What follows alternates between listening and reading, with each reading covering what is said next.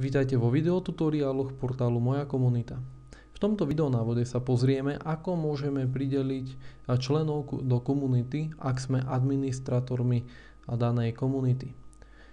V profile klikneme na prideliť členov.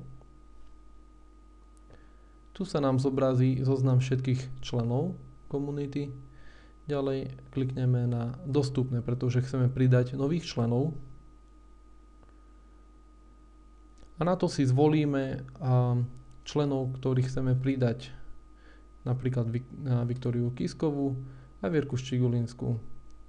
Na to zaškrtneme aktualizovať asociácie. Naša požiadavka bola úspešne spracovaná. Kliknem naspäť. Ak sa pozrieme na členov, tak môžeme vidieť, že Vierka Ščigulinská a Viktória Kisková bola úspešne pridaná k členom komunity.